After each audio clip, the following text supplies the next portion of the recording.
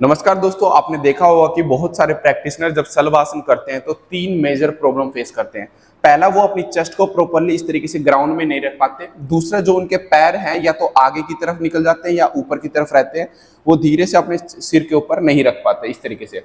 तीसरा, अगर जैसे तैसे अगर उन्होंने पैरों को सिर के ऊपर रख भी लिया तो जो ये घुटने वाला पोर्शन है इनके बहुत ज्यादा इस तरीके से खुल जाते हैं, तो वो इस तरीके से इनको क्लोज करके नहीं रख पाते। तो अगर वो क्लोज रखते हैं तो जो उनका हील वाला पोर्शन है वो इस तरीके से उठ जाता है ऊपर और वो इस आसन को बैलेंस नहीं कर पाते। तो आज की जो हमारी वीडियो है ये इन्हीं चीजों के ऊपर होने वाले है कि कौन कौन सी प्रैक्टिस है जिसकी हेल्प से आप शलभासन को प्रॉपरली कर सकते हैं। मैं आप लोगों को तीन प्रैक्टिस बताऊंगा और तीनों की तीनों प्रैक्टिस आपको किसी एक ट्रेनर के या फिर कोई भी एक फैमिली मेंबर के हेल्प से करना, किस तरीके से करना, चलिए आइए फिर शुरू करते हैं। दोस्तों स्टार्ट करते हैं फर्स्ट प्रैक्टिस हमें भुजंग आसन की पोजीशन में करना है। देखिए दोस्तों किस तरीके से जो प्रैक्टिशनर है वो इस तरीके से भुजंग आसन की पोजीशन में आएगा, अपने हाथों को चेस्ट के साइड में रखना है, इस तरीके से पीछे वाले लेग्स को इस तरीके से फोल्ड करना है। अब जब बहुत सारे प्रैक्टिशनर जब इस पोजीशन में प्रैक्टिस करते हैं तो उनके नीज में गैप हो जाता है, तो वह नीज में गैप नहीं होना चाहिए। ट्रेनर की हेल्प से ये होगा कि जो ट्रेनर है वो इस घुटने के दोनों साइड में इस तरीके से नीज को प्रेस कर लेगा। अगर ट्रेनर नहीं है तो आप बेल्ट बांध के भी कर सकते हो, लेकिन बेल्ट बांधने के बाद आप लेग्स को पुल नहीं कर पाओगे इस तरीके से, इसलिए बेटर रहेगा कि आप ट्रेनर की हेल्प से करो। अब धीरे से बेंडिंग करते हुए जो प्रैक्टिशनर है वो ऊपर की तरफ आएगा यहाँ पे और गर्दन को पीछे करने की हल्की सी कोशिश करेगा। मान लो यहाँ तक अगर आप पहुंच जाए तो जो ट्रेनर है वो लेग्स को इस तरीके से अंदर की तरफ प्रेस, फिर वापिस, फिर अंदर प्रेस, फिर वापिस, फिर अंदर प्रेस, फिर वापिस, फिर अंदर प्रेस एंड वापिस। जब ये प्रेस करेगा दोस्तों ये हिप्स वाला पोर्शन ऊपर लिफ्ट अप नहीं होना चाहिए। कोशिश करना है कि आपको अपना पेल्विक वाला पोर्शन फ्लोर पे टच करके रखे और क्वाड्रिसेप्स भी ऊपर नहीं स्ट्रेच ऊपर उठने चाहिए। जब दोस्तों आप ये प्रैक्टिस करोगे तो क्या होगा, एक तो आपके हैमस्ट्रिंग मसल्स में कॉन्ट्रैक्शन जाएगा जो कि हेल्प करता है शलभासन के लिए, जो क्वाड्रिसेप्स मसल्स होंगे उनमें भी स्ट्रेच जाएगा।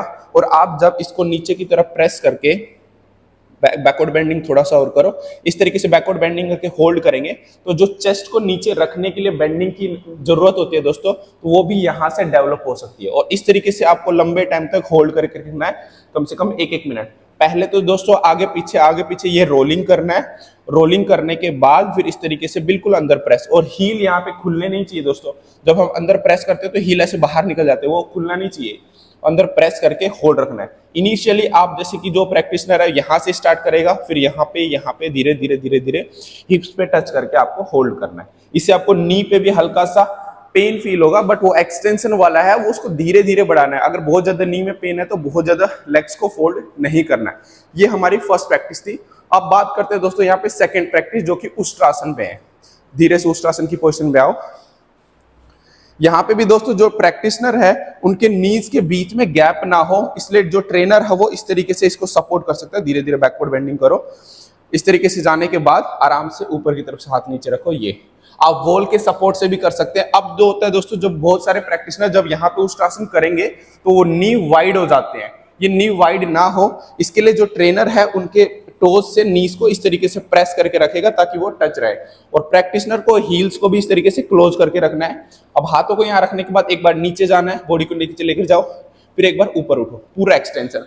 दोस्तों ये पूरा एक्सटेंशन देना जरूरी है, तभी आपका मिडिल बैक भी खुलेगा और लोअर बैक भी। और जब आप नीचे जा रहे हो तो पहले कोशिश करना है कि हेड हील पे टच हो। जैसे जैसे आपकी फ्लेक्सिबिलिटी बढ़ रही है तो हेड से फिर आप फोरहेड पे आ जाओ, फोरहेड को टच करो, और जैसे जैसे आपकी फ्लेक्सिबिलिटी बढ़ती जाएगी फिर आपको नोज टच करने की कोशिश करना है, अप एंड डाउन, और एल्बो हल्का सा क्लोज रहना चाहिए, एल्बो एक्सटेंड नहीं होगा। फिर उसके बाद चिन टच करने की कोशिश करना, नीचे ऊपर। इसकी हेल्प से दोस्तों आपके ग्लूट्स, क्वाड्रिसेप्स, हैमस्ट्रिंग और काफ मसल, इन सभी पॉइंट्स पर आपका वर्क होगा जो कि आपको हेल्प करता है शलभासन में नीज को क्लोज करने के लिए। और उसके बाद दोस्तों आपको होल्डिंग भी करना है, नीचे भी होल्डिंग करना है और ऊपर भी होल्डिंग करना है। अब दोस्तों यहां से करते हैं नेक्स्ट प्रैक्टिस जो कि शलभासन में है। किस तरीके से करना है, धीरे से शलभासन की पोजीशन में आओ। देखिए दोस्तों इस तरीके से हम शलभासन की पोजीशन पे आएंगे। अब देखिए दोस्तों यहाँ पे थोड़ा सा समझना है, यहाँ पे समझना ट्रेनर को भी है और प्रैक्टिशनर को भी। ट्रेनर को यह है कि अपने बॉडी वेट को पुश नहीं करना, मतलब अपना बॉडी वेट प्रैक्टिशनर के ऊपर डालना नहीं होता। बहुत सारे प्रैक्टिशनर को, ट्रेनर को मैं देखता हूं कि वो बॉडी वेट डाल देते हैं, इससे बैक में कंप्रेशन बढ़ता है और बैक पेन होने के चांसेस बढ़ जाते हैं। देखिए यहाँ पे ये है कि प्रैक्टिशनर का पैर टच नहीं है, ठीक है, तो आप जो ये नी वाले पोर्शन है इसको आप ऐसे पुश नहीं करेंगे जमीन की तरफ। आप क्या करेंगे, ये लेग्स को हल्का सा अंदर की तरफ खींचेंगे ऐसे, ठीक है, यहाँ पे टच करवाएंगे। टच करवाने के बाद आपके जो एल्बोज हैं ये बाहर की तरफ से, इसको ऐसे क्लोज करवाएंगे। ये लेग्स को पकड़ने के बाद इसको अंदर की तरफ, अंदर करने के बाद जो आपकी ये एल्बोज है, एल्बोज से इसके नी अंदर ऐसे प्रेस करवाने हैं। ठीक है, मान लो आपके इस तरीके से वाइड हैं और लेग्स ऐसे टच नहीं है, मान लो आप धीरे धीरे इसको अंदर की तरफ पुल करोगे और अपने एल्बो से इसको अंदर की तरफ ऐसे पुश करोगे और इसको धीरे धीरे ये पोर्शन, ये प्रैक्टिस, ये प्रैक्टिस, ये प्रैक्टिस, और उसके बाद टच करवा के होल्ड करोगे। मान लो अब यहां तक आप कर गए, आपको थोड़ा और एडवांस लेकर जाना है, तो क्या करोगे, जो प्रैक्टिशनर के टोज हैं वो बाहर की तरफ से इसके सिर के पीछे लेकर आओगे ऐसे। ठीक है, ये अब लेकर आने के बाद इनके लेग्स को इस तरीके से आप आराम से क्लोज करवाओगे ऐसे, और फिर धीरे धीरे इस प्रैक्टिशनर को बोलोगे कि वो चेस्ट और कमर वाले पोर्शन को थोड़ा थोड़ा रिलीज करे, ताकि उसकी बॉडी जो है वो धीरे से नीचे की तरफ जाए, आराम से नीचे लेकर जाओ। हाँ, इस तरीके से। ठीक है, ये इक्वल होने चाहिए दोस्तों, इस तरीके से। एंड धीरे धीरे धीरे धीरे आपको उसको रिलीज करवाना है और नीज को इस तरीके से क्लोज करवाना है। ठीक है, और इसकी वजह से प्रैक्टिशनर के ये हैमस्ट्रिंग वाले मसल्स, काफ मसल्स और क्वाड्रिसेप्स और हल्का हल्का लोअर बैक पे भी अच्छा प्रेशर जाएगा, जिसकी हेल्प से वो आराम से सिर को इस तरीके से यहाँ पे रख पाएगा और वो होल्ड कर पाएगा। ठीक है, तो इस तरीके से आप कर पाएगा। दोस्तों यहीं पे एक छोटी सी चीज और आप इंक्लूड कर सकते हो। जब आप सलब आसन करते हैं तो दोस्तों जो ये अर्ध सलब रहता है ना, आप अर्ध सलब में अपने चेस्ट वाले पोर्शन को रिलैक्स रखते हुए, अपने नीज को ज्वाइन करके, हील को ज्वाइन करके, टोस को इस तरीके से स्ट्रेच करके, अगर आप लंबे ड्यूरेशन तक होल्ड करते हैं इस पोजीशन पे, लेकिन आपका जो हील है वो सिर से आगे नहीं जाना चाहिए। बहुत सारे प्रैक्टिशनर बहुत ज्यादा एक्सट्रीम लेके जाते हैं, क्योंकि उनकी कोर में स्ट्रेंथ नहीं है, बैक में स्ट्रेंथ नहीं है, तो वो अपने आसन को होल्ड नहीं कर पाएंगे बैकवर्ड बेंडिंग के साथ। इसीलिए दोस्तों आपको सिर के ठीक ऊपर रखकर यहाँ पे आपको होल्ड करना चाहिए। ये सलभ आसन दोस्तों एक ऐसे भी होता है कि आप जिसमें बॉडी को बिल्कुल इस तरीके से खींचते हो, जिसमें आपका शोल्डर के ऊपर हिप्स और हिप्स के ऊपर इस तरीके से टोज होता है यहाँ पे, और यहाँ पे भी मेंटेन करना होता है। एक ये भी कर सकते हैं, बट आप अगर अभी हमें पूर्ण सलभ सीखना है तो आप हल्का सा चेस्ट को नीचे रिलैक्स करके इस पोजीशन पर अगर आप होल्ड करते हैं तो आपकी बैकवर्ड फ्लेक्सिबिलिटी अच्छी इंप्रूव होती है। विद स्ट्रेंथनिंग आपका जो होल्डिंग करने की स्ट्रेंथ है वो भी इंप्रूव होता है। तो यहाँ पे आपको होल्ड करेंगे तो बेटर रहेगा। फिर यहाँ से धीरे धीरे धीरे पैरों को फोल्ड करो और धीरे धीरे पैर फोल्ड करके इस तरीके से सिर के ऊपर रखो आराम से, और ये नी इस तरीके से क्लोज।